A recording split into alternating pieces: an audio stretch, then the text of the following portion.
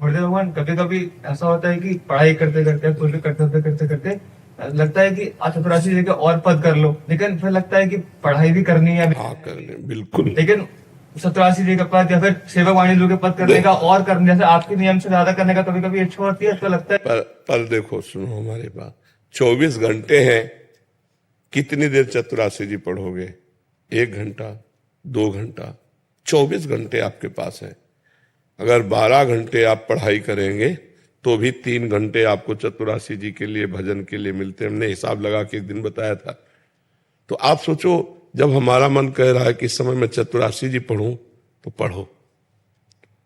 उसके बाद जो समय बचे उसमें अपनी पढ़ाई पढ़ो। खूब लंबा समय है आपके जीवन में, विद्यार्थी जीवन में बहुत सा ऐसा समय है जो आप लोग बर्बाद करते हैं। उसे केवल बर्बाद मत कीजिए। गेम है, सीरियल है, अपने मित्रों के साथ इधर उधर की उद्दंडता है, अगर ये ना करें और आप आवश्यक कार्य करें। एक दिन हमने गणित लगा के बताया था कि जैसे 12 घंटे कोई कार्य करे, 6 घंटे सो ले, 2 घंटे भोजन छाजन के लिए, कितने हुए? 20 घंटे हुए। अभी 4 घंटे बचे, 1 घंटे मनोरंजन के लिए, 3 घंटे। 3 घंटे भजन कर लो। पूरा दिनचर्या छोड़ दी। वैसे कोई भी कार्य 8 घंटा तक करता है। सरकारी काम 8, हम 12 घंटा छोड़ देते हैं कार्य के लिए। 2 घंटा भोजन के लिए पर्याप्त है, 6 घंटा सोने के लिए पर्याप्त है। अब बेईमानी करो तो बात अलग है, पड़े रहो तो बात अलग नहीं। 6 घंटे में नींद हो जाएगी। 6 घंटे बहुत होते 24 घंटे में। और 3 घंटे बचे भजन के लिए, 1 घंटे मनोरंजन के लिए छोड़ दिया। अगर उसका विभाग सही करके आप प्रयोग करो तो भजन के लिए बहुत समय, 3 घंटे नाम जप और वाणी पाठ बहुत हो जाएगा। आप करके तो देखो। तो हम प्रमाद स्थिति में अपना समय नष्ट ना करें, उसका सही सदुपयोग करें, तो हमारे पास भजन के लिए बहुत समय है, शास्त्र स्वाध्याय सत्संग के लिए बहुत समय। अब जैसे स्कूल जा रहे हैं, जाते समय सत्संग सुन रहे हैं कान में, फिल्मी गाने की जगह हम सत्संग सुन रहे हैं। हम समय का सदुपयोग करें, केवल दुरुपयोग ना करें, तो आपकी पढ़ाई के लिए भी बहुत समय मिलेगा, आपको मनोरंजन के लिए भी समय मिले। मान लो मनोरंजन करना है तो गंदे मनोरंजन ना करके सात्विक मनोरंजन करें। गंदे सीरियल ना देखकर सात्विक देखें। रामायण है, महाभारत है, कृष्णा है, ऐसे बहुत से सात्विक सीरियल चले जिनमें हमें अपने भगवान की महिमा जानने को मिलती है। अब ऐसे गंदे सीरियल देखो जिनमें गंदे आचरणों की बढ़ोतरी है, तो हमारे अंदर गंदे भाव आएंगे। तो अगर हमारा मनोरंजन, कहने का मतलब कि हम गंदगी से हटकर मनोरंजन करें, गंदगी वाला मनोरंजन ना करें, तो हमारे जीवन को बहुत आनंद में व्यतीत करने के लिए भगवान ने 24 घंटे दिए हैं। 24 घंटे में हम समय का विभाग करके यदि अपनी दिनचर्या बनाएं तो हमें सत्कार्य करने के लिए बहुत समय है, बहुत समय है। तो हम, अब आज के बच्चों की दिनचर्या हो गई कि 1-2 बजे तक जगते हैं और फिर सो जाते हैं, 10-11 बजे तक सोते हैं। ऐसे ये आध्यात्मिक उन्नति तो हो ही नहीं सकती। भगवान सूर्य उदय हो रहे हो, आप शयन कर रहे हो, तो आपकी आयु, श्री, बुद्धि, कीर्ति ये सब नष्ट हो जाएगी। तो हमें लगता है बिरला ही कोई बच्चा ऐसा होता होगा जो 4 बजे उठे, नहीं तो 8-9 बजे तक उठने का अभ्यास बन गया है।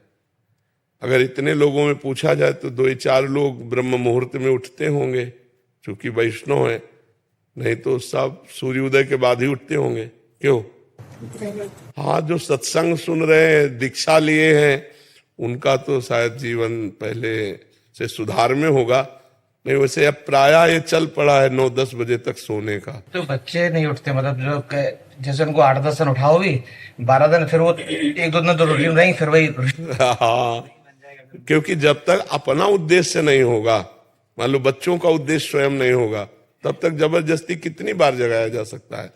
उठा के बैठा ला, तुम गए फिर सो गए। अगर 10 बजे शयन कर जाएं तो 11, 12, 1, 2, 3, 4, ठीक 4 बजे 6 घंटा पूरे हो जाते हैं।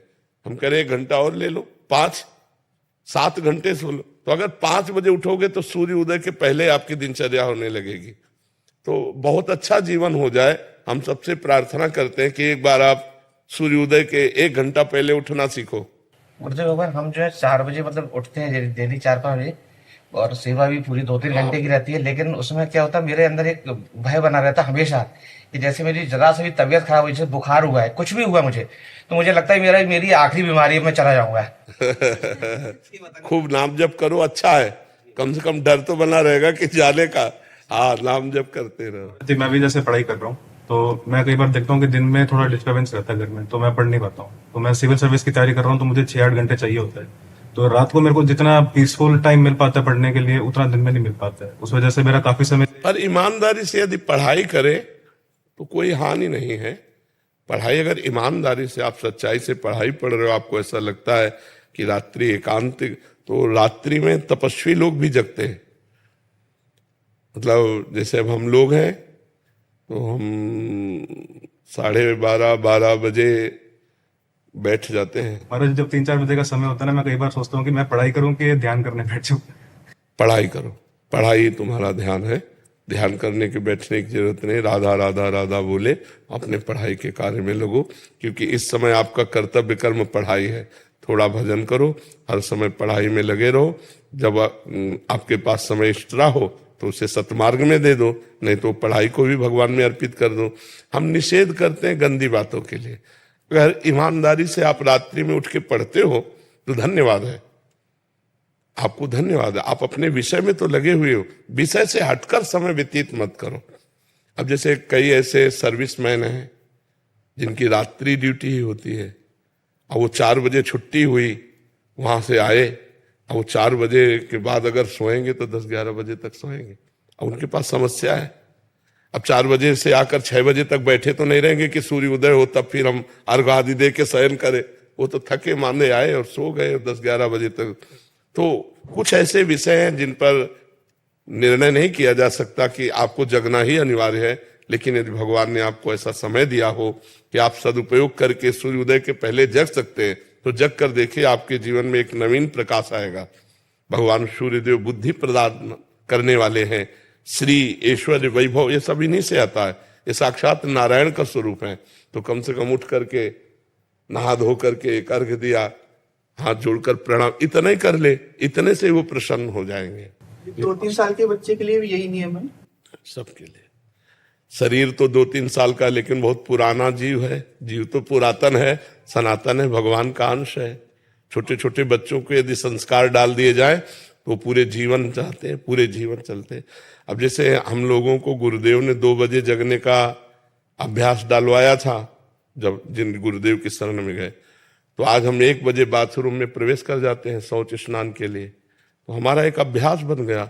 अब पूरी दिनचर्या चल रही, देखो 7:30 बजने जा रहे हैं, मतलब हम अपने हिसाब से 7.5 घंटा जग चुके, और अभी अभी किसी किसी की नींद नहीं खुली होगी है।